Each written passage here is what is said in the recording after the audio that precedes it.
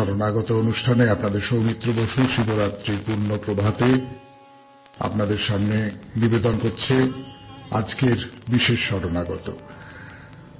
প্রথমে অন্য দিনের মতোই বিশুদ্ধ সিদ্ধান্ত মতে আজকের দিনটার কথা শোনাবো আপনাদের। আজকে মঙ্গলবার 16ই ফাল্গুন 1428, ইংরেজির 1 মার্চ 2022, তিথি মাঘ, কৃষ্ণপক্ষ চতুর্দশী, নক্ষত্র ধনিষ্ঠা, সূর্যোদয়ের সময় সকাল 6টা বেজে 2 মিনিট হয়ে 13 সেকেন্ড, সূর্য অস্ত যাবার সময় বিকেল 5টা বেজে 36 মিনিট হয়ে 11 সেকেন্ড। আজকে জন্মে মকর রাশি, বৈশ্য বর্ণ, মতান্তরে শূদ্র বর্ণ দেবারিগণ। অপরাহ্ন 4টে বেজে 31 মিনিট গতে কুম্ভ রাশি, শূদ্র বর্ণ, মতান্তরে বৈশ্য বর্ণ।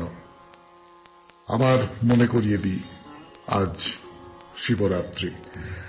আমাদের হোয়াটসঅ্যাপে চিঠি পাঠাবার নাম্বার 9831922927, চিঠির গোড়ায় SG, এবং আমাদের ফেসবুক হল শরণাগত সৌমিত্র, SHARANAGATA শরণাগত, SOUMITR সৌমিত্র। প্রত্যেক সোম, বুধ এবং শুক্রবার রাত 9:30 থেকে আপনাদের সৌমিত্র বসুর এই পাতায় লাইভে আপনাদের সঙ্গে যোগাযোগ করার কথা। সব সোম, বুধ, শুক্রবার যে হয়ে উঠতে পারছে এমনটা নয়, আর বিশেষ করে এই বিয়ে বাড়ির মরশুমে তো একেবারেই হয়ে উঠছে না। তার জন্য আমি লজ্জিত এবং ক্ষমা প্রার্থী, কিন্তু কি করবো বলুন, বিয়ে বাড়িগুলো তো যেতে হবে। এবারে বলি আজকের অনুষ্ঠান সম্পর্কে। আজকের অনুষ্ঠানে একটু অন্য রকমের একটা স্বাদ দেবার চেষ্টা করা হয়েছে। আজ যেহেতু শিবরাত্রি, সেই জন্য শিবকে নিয়ে, শিবের কাহিনী নিয়ে আপনাদের 2-4টে কথা বলবো।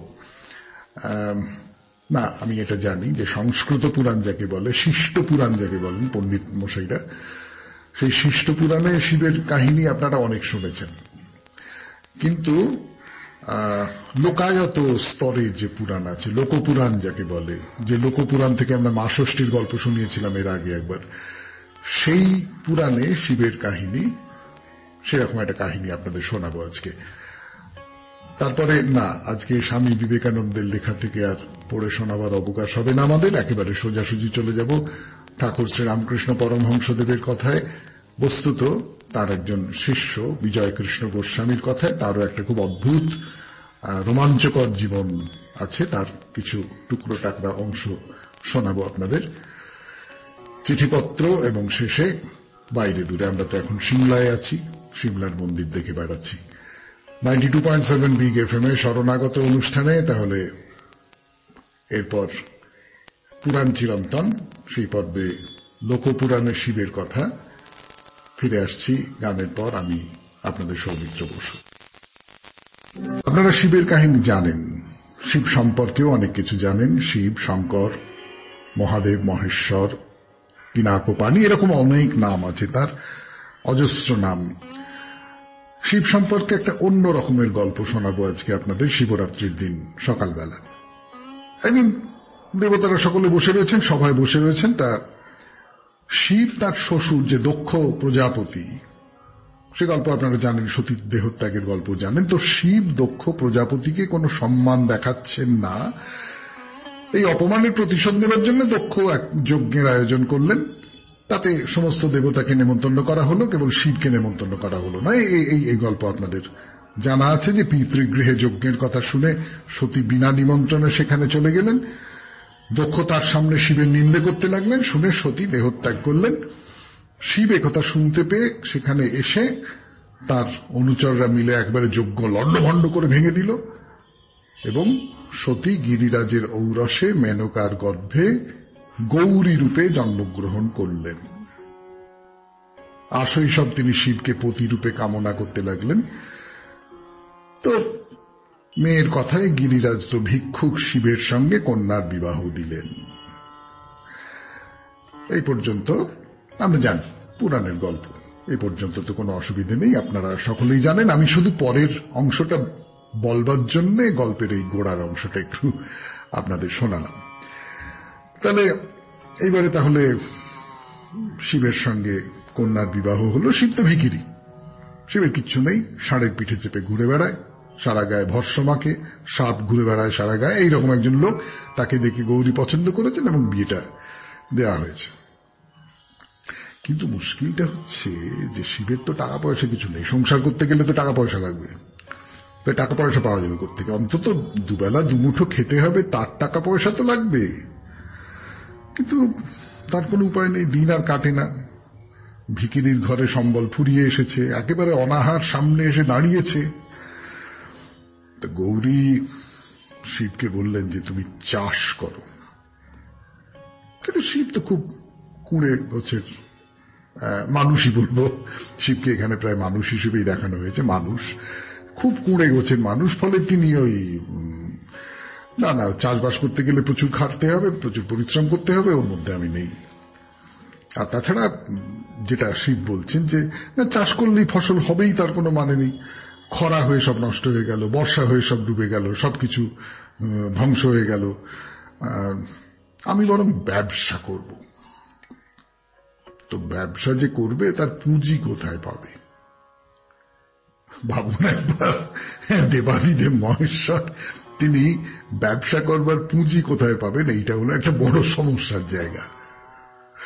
92.7 বিগ এফএম এ শরণাগত শুনছেন পুরাণ চিরন্তন। ফিরে আসবো আবার গানের পর। পুঁজি পাটা কি করে পাবেন শিব, সেই কথা বলবার জন্য। চেষ্টা করেও কোনো জায়গা থেকে পুঁজি পাটা কিছু পাওয়া গেল না, কাজে ব্যবসা করা যাবে না। 92.7 বিগ এফএম এ শরণাগত অনুষ্ঠানে শুনছেন লৌকিক বা লোকায়ত শিবের কাহিনী। তো তখন ঠিক করা হলো যে আচ্ছা বেশ, তাহলে চাষবাসই করা হবে। এর থেকে একটা ব্যাপার বুঝতে পারা যায়, সেটা নিশ্চয়ই আপনারা খেয়াল করে দেখেছেন, শিব কিন্তু তাহলে আসলে চাষবাসের দেবতা, আসলে চাষিদের দেবতা। এটা আমাদের যে প্রবাদ বাক্য টাক্যগুলো আছে না, তার মধ্যে দিয়েও বেরোয়। ধরুন আমি যদি বলি যে ধান ভানতে শিবের গীত, এইটা তো আমরা ব্যবহার করি, ধান ভানতে শিবের গীত। তার মানে হচ্ছে ধান ভানবার সময় ওই শিবের গান গেয়ে গিয়ে ওটা করা হতো। শিব তাহলে ওই ধান ফসল ইত্যাদি ইত্যাদি তৈরি করার দেবতা। এইটা এইরকম ভাবে এর ভেতরে ঢুকে গেছে। শিব কিন্তু এখানে দেবাদিদেব মহেশ্বর ইত্যাদি নন। যাই হোক, যেটা বলছিলাম যে শিব তো চাষ করবেন, জমি পাবেন কোত্থেকে? ইন্দ্রের কাছ থেকে তিনি ভূমি পাট্টা নিলেন। ভাবুন, দেবরাজ ইন্দ্রের কাছ থেকে ভূমি পাট্টা নিন। এটা একদম একটা গরিব চাষি যে চাষ করবে বলে ঠিক করেছি তার গল্প হয়ে যাচ্ছে না, শুধু নামগুলো দেবতাদের নাম হয়ে যাচ্ছে। ভেবে দেখুন, একদম যেরকম সাধারণ মানুষ টানুষ হয় তাদের গল্পই বলা হচ্ছে। তো দেবরাজ ইন্দ্রের কাছ থেকে ভূমি পাট্টা নিলেন। বিশ্বকর্মার হাতে ত্রিশূলটা দিয়ে বললেন যে এই লোহাটা গলিয়ে লাঙল, জোয়াল, মই এই সমস্ত তৈরি করে দাও। শিবের ত্রিশূল শেষ পর্যন্ত লাঙল, জোয়াল, মই এই সমস্ত তৈরির কাজে ব্যবহার করা হলো। বিশ্বকর্মা সেটা করে দিলেন। বীজ ধান কোত্থেকে পাওয়া যাবে? তো শিব গৌরীকে বললেন যে তুমি একটা কাজ করো, কুবেরের কাছে যাও, কুবেরের কাছে গিয়ে বীজ ধান ধার করে নিয়ে এসো, বলো ধান ঘরে উঠলে ধার শোধ দিয়ে দেব। তো গৌরী বললেন না, আমি যেতে পারবো না। আমি কেন যাব, তুমি যাও। তো শিব কুবেরের কাছে গেলেন, গিয়ে বললেন যে আমাকে একটু বীজ ধান দাও, আমি তারপরে যখন ধান টান উঠবে তখন শোধ করে দেবো। তা কুবের বললেন, কুবের মানে প্রচুর তার ভান্ডার, কিন্তু সে ভান্ডারে বীজ ধান থাকে এমন কথা কোনো পুরাণে আমরা পাইনি, তাই না? আসলে ওই মহাজনের কাছ থেকে বীজ ধান নেওয়ার যে গল্পটা, সেই মহাজন এখানে হয়ে গেছে কুবের। 92.7 বিগ এফএম এ শরণাগত অনুষ্ঠানে শিবের গল্প শুনছেন। শুনতে শুনতে নিশ্চয়ই খুব মজা লাগছে, কিন্তু এই গল্প বহু মানুষ, আমার দেশের মানুষ, আমার দেশের সাধারণ মানুষ, তারা খুব বিশ্বাস করেন এবং তারা তাদের নিজেদের জীবনের প্রতিচ্ছবি এই সব গল্পের মধ্যে খুঁজে পান। ফিরে আসছি গানের পর। বলছিলাম শিবের গল্প 92.7 বিগ এফএম এ শরণাগত অনুষ্ঠানে। তো শিব তো চাষ টাস করবেন। মাঘ মাসের শেষের দিকে খুব বৃষ্টি হল। তা অনুচর ভীম, শিবের অনুচর, তাকে নিয়ে শিব জমি চাষ করতে আরম্ভ করলেন। ধান টান রোপণ করা হলো, প্রচুর ধান হলো। তখন ধানটা ভানতে হবে। হ্যাঁ, ধান কি করে ভানা হবে? ঢেকি কোথায় পাওয়া যাবে? কেন, আপনারা সকলেই জানেন নারদের ঢেকি আছে। তা নারদের কাছ থেকে ঢেকিটা ধার করে আনা হলো। ধার করে নিয়ে এসে সেই সমস্ত ধান ভানলো, শিবের যে অনুচর ভীম সে ধান ভানলো, ব্যাস গৌরীর সংসারে আর কোনো অভাব থাকলো না। কিন্তু মুশকিলটা হচ্ছে, এই যে চাষ করছেন শিব, তিনি তো মর্তলোকে গিয়ে চাষ করছেন, স্বর্গে তো আর চাষ করা যাবে না। এই মর্তলোকে গিয়ে চাষ করতে গিয়ে তিনি আর ফেরবার নাম করেন না। কি ব্যাপার? সেখানে তার কতগুলো ওই কুচনি মেয়ে জুটেছে, তাদের সঙ্গে শিবের খুব একটা ভালো সম্পর্ক টম্পর্ক তৈরি হয়ে গেছে। তো গৌরীর মনে হলো যে কি সব জিনিসে কাণ্ড, না না না না, তাহলে তো কৈলাসে ফিরিয়ে আনতে হয়। কিন্তু শিব কিছুতেই এখান থেকে ওই সেই কুচনি মেয়েদের ছেড়ে কিছুতেই যাবেন না। তখন মশা পাঠিয়ে দেওয়া হলো। পার্বতী মশা দিয়ে একেবারে গোটা পৃথিবী ছেয়ে ফেললেন। মশার কামড়ে শিব অস্থির হয়ে পড়লেন, তবু কৈলাসে ফেরেন না। তো পার্বতী এবার ডাঁশ আর মাছি পাঠালেন। শিব সারা গায়ে ঘি মাখলেন যাতে করে তাদের কামড় থেকে অব্যাহতি লাভ করতে পারেন। তারপরে পার্বতী জোঁক পাঠালেন, প্রচন্ড জোঁকের উপদ্রব আরম্ভ হল। কিন্তু না, শিব পার্বতীর ঘরে ফিরে যাবেন না, কৈলাসে ফিরে যাবেন না, তিনি ওই চাষবাস নিয়ে মত্ত হয়ে আছেন। তো এই যে যেটাকে বলছিলাম যে মশা, ডাঁশ, মাছি, তারপর জোঁক, এইগুলো তো চাষিদের নিত্য সঙ্গী। সেইগুলো শিবের ওপর কিরকম ব্যবহার করা হয়েছে সেটা দেখুন। শিব কিন্তু একদম সাধারণ চাষি হয়ে গেছেন, আর তাকে দেবতা বলে চেনাই যাচ্ছে না। ফিরে আসবো গানের পর 92.7 বিগ এফএম এ শরণাগত অনুষ্ঠানে। ফিরিয়ে আনা যাচ্ছে না 92.7 বিগ এফএম এ শরণাগত অনুষ্ঠানে, সেই কথা বলেছি আপনাদের। শেষ পর্যন্ত আর কোনো উপায় না দেখে পার্বতী এক বাঘদিনীর রূপ ধারণ করে শিব যেখানে চাষ করছেন সেইখানে এসে উপস্থিত হলেন। তা শিবের খেতে এসে তিনি মাছ ধরতে লাগলেন। তো মাছ ধরছেন আর ছড়া থেকে ধান ঝরে পড়ছে। কিন্তু বাঘদিনীকে দেখলেন, শিব কিচ্ছু বললেন না, বরং তার রূপে মুগ্ধ হয়ে তাকে বিয়ে করবার প্রস্তাব করলেন যে তুমি আমাকে বিয়ে করো, তুমি যদি আমায় বিয়ে করো তাহলে এই ক্ষেতের জল ছেঁচে টেচে আমি তোমাকে মাছ ধরতে সাহায্য করব। তো শিব তো একেবারে মুগ্ধ হয়ে গেছেন বাঘদিনীকে দেখে। সেই বাঘদিনী আসলে পার্বতী, সে তো আর বুঝতে পারেননি। তিনি বাঘদিনীকে খুশি করবার জন্য ক্ষেতের জল ছেঁচে মাছ ধরতে লাগলেন। তো বাঘদিনী শিবের কাছ থেকে বললেন যে তুমি আমাকে একটা কিছু দাও। কি দেবে বলো? তোমার হাতে ওই যে পেতলের আংটিটা আছে ওইটা দাও। তো শিবের হাতে পেতলের আংটি, পেতলের, ভাববেন এটা। তারপরে শিব সেই আংটি পার্বতীকে দিলেন। পার্বতীকে দেওয়ার পর তিনি বললেন যে আমি তোমার সঙ্গে প্রেম করতে চাই, আলিঙ্গন করো তুমি আমাকে। আলিঙ্গন দেবার ছল করে সেই বাঘদিনী কৈলাসের দিকে চলে যাচ্ছে, আর শিব তার পেছু পেছু পেছু পেছু যাচ্ছে। তো বাঘদিনী পার্বতীর রূপ ধারণ করে কৈলাসে এসে উপস্থিত হলেন। শিবও পেছন পেছন চলে এসেছেন, কিন্তু পার্বতী বলেন না না, তুমি তো এই ঘরে ঢুকবে না, তুমি আমার সেই আংটি কোথায়? তুমি কোন একটা বাঘদিনীর সঙ্গে প্রেমে পড়ে তাকে আমার দেওয়া আংটি উপহার দিয়েছিলে, তোমাকে তো ঢুকতে দেবো না। তো শিব অপ্রস্তুত হয়ে পড়লেন, মানে কি করবেন কিছু ভেবে পাচ্ছেন না। এমন সময় নারদ এসে উপস্থিত হলেন। তো পার্বতী তার কাছে স্বামীর যে আচার আচরণ সেই সমস্ত কথা জানালেন। ঝগড়া আরো পাকা করবার জন্য নারদের তো অভিলাষ হচ্ছে যে যত বেশি ঝগড়া হয় তত তার ভালো। নারদ পার্বতীকে পরামর্শ দিলেন, তুমি স্বামীর কাছে একজোড়া শাঁখা চাও, শাঁখা পড়লে স্বামী চিরদিন বসে থাকবে। তো পার্বতী শিবকে বললেন তুমি আমাকে শাঁখা পরিয়ে দাও।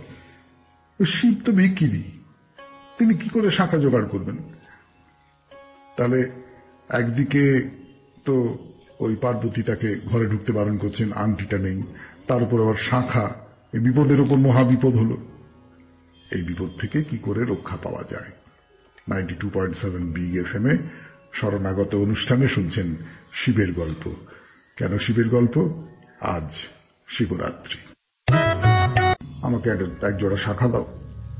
শিব কোত্থেকে শাখা পাবেন? সেই কথাই বলছিলাম 92.7 বিগ এফএম-এ শরণাগত অনুষ্ঠানে।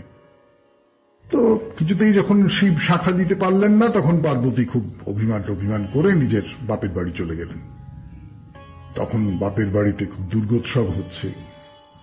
নারদ শিবকে বললেন যে, শোনো, পার্বতীকে যদি ফিরিয়ে আনতে চাও তবে শাঁখারি সেজে হিমালয়ে যাও, নিজের হাতে শাঁখা পরিয়ে তাকে ঘরে নিয়ে এসো। শিব তাই করলেন। শাঁখারির বেশ ধরে তিনি হিমালয়ে গেলেন। শাঁখা দেখে পার্বতীর আর আহ্লাদের সীমা নেই। তো বললেন, কত শাঁখা, কত দাম শাঁখার? শিব বললেন যে, এই শাঁখার দাম হচ্ছে আত্মসমর্পণ। পার্বতী এই কথায় তো শিবকে চিনতে পারলেন না। এই শাঁখারি তো যে সে শাঁখারি নয়, এ তো আমার স্বামী। তিনি 10 হাত বাড়িয়ে দিলেন। শিব নিজের হাতে সেই 10 হাতে শাঁখা পরিয়ে দিলেন। পার্বতীর অভিমান দূর হল, তারা কৈলাসে ফিরে এলেন। শুনলেন শিব ঠাকুরের গল্প, অন্যরকম গল্প। আমি জানি না এই গল্প আপনাদের জানা আছে কিনা, কিন্তু আজকালকার শহুরে মহিলাদের কথা বলতে পারবো না। গ্রামের দিকের মেয়েরা এই গল্প খুব ভালো করে জানে। তারা এই সমস্ত শিবকে নিয়ে এই যে সমস্ত কথা, এই কথার সঙ্গে খুবই পরিচিত। অন্তত একটু বয়স হয়েছে যাদের, তারা তো খুবই পরিচিত ছিলেন। এখন তো সবটাই গোলমাল হয়ে গেছে আর কি। তাহলে শেষ হলো শিবের কথা। এরপর 92.7 বিগ এফএম-এ শরণাগত অনুষ্ঠানে ঠাকুর শ্রীরামকৃষ্ণ পরমহংসদেবের কথা। কিন্তু আজকে বলবো বিজয় কৃষ্ণ গোস্বামীকে নিয়ে, তার জীবনের দুটি গল্প। সঙ্গে থাকুন, সৌমিত্র বসুর সঙ্গে থাকুন। আপনাদের আগের দিন বলছিলাম বিজয় কৃষ্ণ গোস্বামীর কথা। তিনি তো জঙ্গলে জঙ্গলে ঘুরে বেড়াচ্ছেন, নানান জায়গায় ঘুরছেন। আপনাদের মনে আছে সে এক ডাকাতের পাল্লায় পড়েছিলেন। সেই ডাকাতেরা ঠিক করলো তাকে মেরে ফেলবে, কিন্তু বাঘ হেসে তাকে পাহারা দিচ্ছে। এই সমস্ত কাহিনী শুনিয়েছিলাম আপনাদের। আরো একটা কাহিনী শোনাই। বিজয়কৃষ্ণ তখন ভ্রমণ করতে করতে করতে করতে তিব্বতে চলে গেছেন। তিব্বতে গিয়ে দুর্গম অরণ্যের মধ্যে ঘুরে বেড়াচ্ছেন। মানে এই অরণ্যের মধ্যে এক গুম্ফায় এক বাঙালি মহাপুরুষ আছেন, সবসময় সমাধিস্থ হয়ে থাকেন। তার ঠিকানা খুঁজে বেড়াচ্ছেন। তাকেই তিনি গুরু করবেন বলে ঠিক করেছেন। ঠিকানা আর কি, ঠিকানা মানে বরফ আর পাথর, জল আর জঙ্গল। কিন্তু সেই মহাপুরুষকে তো বের করা চাই। সে খাবার নেই, ঘুম নেই, কিন্তু ওই মহাপুরুষকে খুঁজে বার করা চাই। কিন্তু শরীর তো, শরীর তার তো একটা দাবি আছে। 3 দিন এইভাবে চলবার পর বিজয়কৃষ্ণ অজ্ঞান হয়ে পড়ে গেলেন।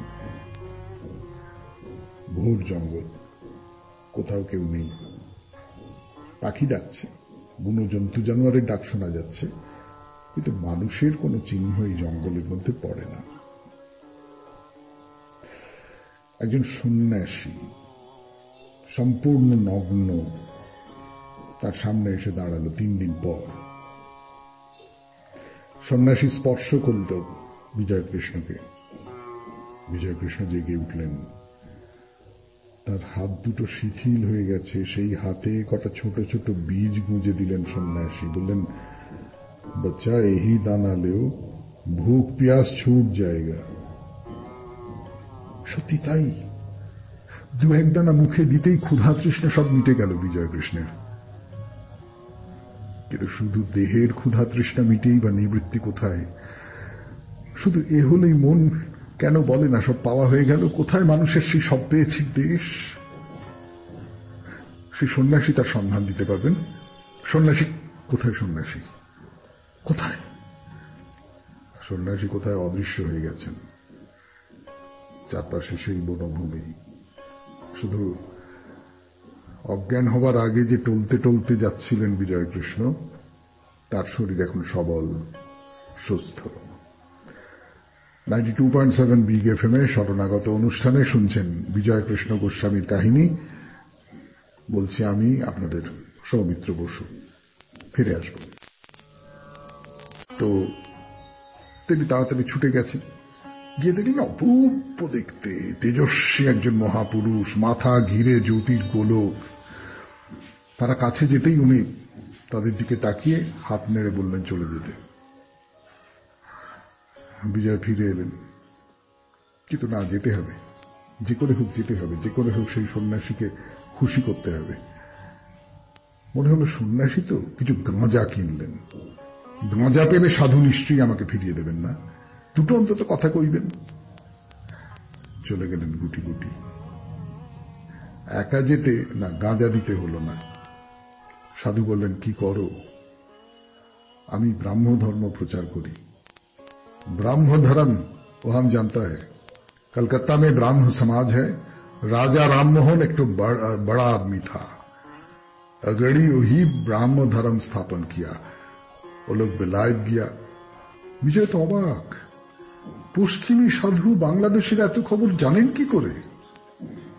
সবাইকে চেনেন, দেবেন বাবু, কেশব বাবু, সবাইকে। কিন্তু যত কথা বলেন সাধু ততই যেন বেহুশ হয়ে আসেন বিজয়। তারা নড়বার চড়বার ক্ষমতা থাকে না, জীব পর্যন্ত অসাড় হয়ে গেছে। জ্ঞানহারা অবস্থায় নীরবে কাঁদছেন তিনি। মহামানব তাকে টেনে নিলেন কোলের মধ্যে, দেহে শক্তি সঞ্চার করলেন আর কানে দিলেন দীক্ষা মন্ত্র। বিজয় সন্ন্যাসী হলেন। এক সময়ের অবিশ্বাসী, এখন সন্ন্যাসী। শেষ করলাম বিজয় কৃষ্ণ গোস্বামীর কথা 92.7 বিগ এফএম এ শরণাগত অনুষ্ঠানে। এরপর আপনাদের চিঠি এবং তার উত্তর। আমি আছি সৌমিত্র বসু, গানের পর। উত্তর 92.7 বিগ এফএম এ শরণাগত অনুষ্ঠানে আমি আপনাদের সৌমিত্র বসু পড়ছি চিঠি। শ্রদ্ধেয় সৌমিত্রবাবু, আজকের অনুষ্ঠানের যে মূল বিষয়, আমার দেখা শ্রেষ্ঠ কি, সেই প্রশ্নের উত্তর জানতে আমার এই লেখা। আমার জীবনে শ্রেষ্ঠ হল আমার মা। জ্ঞান ও চোখ খুলে যাকে দেখে জীবন কাটালাম। পৃথিবীতে মাতৃত্বের বিকল্প কিছু হয় না অবশ্যই, তবু সেই মাতৃত্বই আমার কাছে শ্রেষ্ঠ। সেই মা আজ আমার থেকে অনেক দূরে, না ফিরে আসার দেশে। সেই শূন্যতা কোনোদিনই আর পূরণ হবে না। তাই তার থেকে পাওয়া নিঃস্বার্থ ভালোবাসার স্মৃতি নিয়ে আর শ্রীমার চরণ ধরে যেন বাকি জীবনটুকু কাটিয়ে দিতে পারি। আপনার কাছে বিশেষ অনুরোধ, যদি লেখাটি একটু পড়েন বাধিত থাকব। নমস্কারান্তে, সবিতা রায় চৌধুরী, শিবপুর, হাওড়া। নিশ্চয়ই পড়ব এবং পড়লাম। দেখলেন তো, মায়ের কথা বলবেন আর পড়ব না, এ তো হতে পারে না। খুশি, আপনার চিঠিটা খুব ভালো লেগেছে আমাদের সবাইকার, নিশ্চয়ই শ্রোতাদেরও খুব ভালো লেগেছে। 92.7 বিগ এফএম এ শরণাগত অনুষ্ঠানে এরপর বাইরে দূরে, মা হটেশ্বরীর মন্দির। বাইরে দূরে 92.7 বিগ এফএম এ শরণাগত অনুষ্ঠানে আমি আপনাদের সৌমিত্র বসু বলছি হটেশ্বরী মন্দিরের কথা। মায়ের পায়ের সঙ্গে বেঁধে রাখার জ্বালার কথা বলেছি আপনাদের। মা হটেশ্বরী মন্দির ঘুরে দেখছি এখন আমরা। সেই আশ্চর্য জ্বালা বা কলসি, যা কিছু বলুন না কেন, তামার তৈরি, এতে যদি রান্না করা হয় তাহলে তা কখনো ফুরবে না। আমাদের মধুসূদন দাদার গল্পের মতো আর কি। এই মধুসূদন দাদার গল্প তো সবাই জানেন, জানেন না? আমার বয়সী যারা, তারা তো নিশ্চয়ই জানেন। বড়দের মুখে এইসব গল্প শুনতে শুনতেই তো বড় হয়েছি। এখনকার ছোটরা হয়তো না জানতেও পারে, তাই খুব ছোট্ট করে যতটুকু মনে আছে ততটুকু একটু শুনিয়ে দিই তাদের জন্য, বাকিরা রাগ করবেন না যেন। ছেলেরা সবাই পাঠশালায় পড়তে যায়, আমাদের গল্পের এই ছেলেটিও যায়। তার বাবা নেই, মা কোনো মতে টেনে টুনে সংসার চালান। একদিন পাঠশালার গুরুমশাই একটা ফরমান জারি করলেন। ফরমানটা কি? কোন একটা উপলক্ষে, আমার মনে পড়ছে না, সেটা কোনো পুজো হতে পারে বা অন্য যা হোক কিছু হতে পারে, পাঠশালায় খাওয়া দাওয়া হবে। তা ছেলেদের সবাইকে যার যার বাড়ি থেকে খাবার নিয়ে আসতে হবে। সবাই তো রাজি। আমাদের এই ছেলেকে দেওয়া হলো দই আনার ভার। তো সে তো বাড়িতে এসে মাকে বলল। মায়ের মাথায় আকাশ ভেঙে পড়ল। অত মানুষের জন্য দইয়ের ব্যবস্থা, সে তো অসম্ভব। তিনি একটা ছোট্ট ভাঁড়ে দই দিয়ে বললেন, তুই এইটা নিয়ে যা। ছেলে বলে, এ দিয়ে কি হবে মা, এতে একজনেরও হবে না।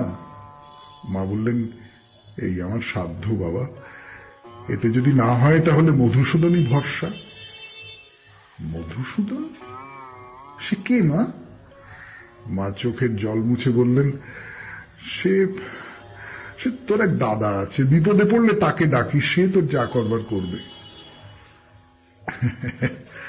তারপরে কি হলো তা কি আর বলে দিতে হবে?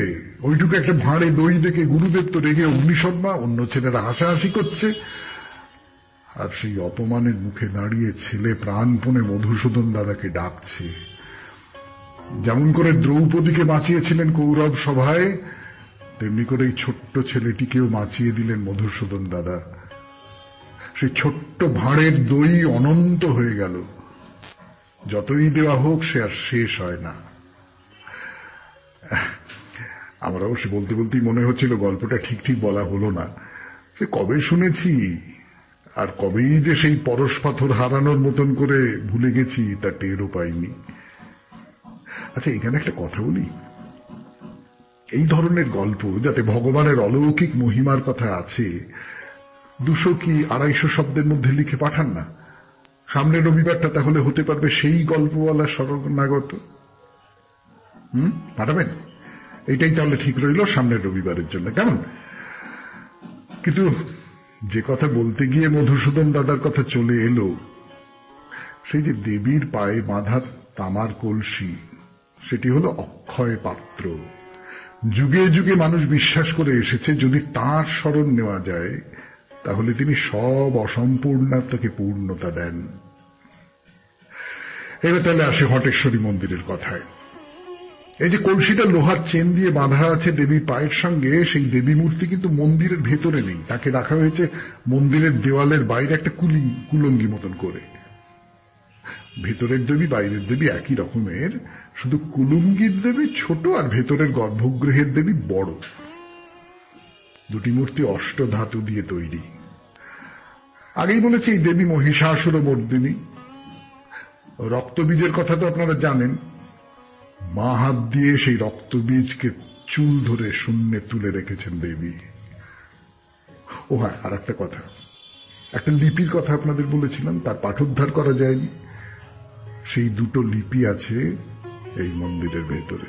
ব্যাস, আজকে আর নয়, আমাদের সময় হয়ে গেছে। আমাদের হোয়াটসঅ্যাপে চিঠি পাঠাবার নাম্বারটা আরেকবার মনে করিয়ে দিই, 9831922927। চিঠির গোড়ায় অতি অবশ্যই SG লিখতে হবে। আর আমাদের ফেসবুক হলো শরণাগত সৌমিত্র, SHARANAGATA শরণাগত, SOUMITRA সৌমিত্র। তাহলে আজকের মতো এইটুকুই। আবার কালকে তো আসছি ভোরবেলা 92.7 বিগ FM এই শরণাগত অনুষ্ঠানে। খুব ভালো থাকবেন। নমস্কার। শরণাগত অনুষ্ঠানে আপনার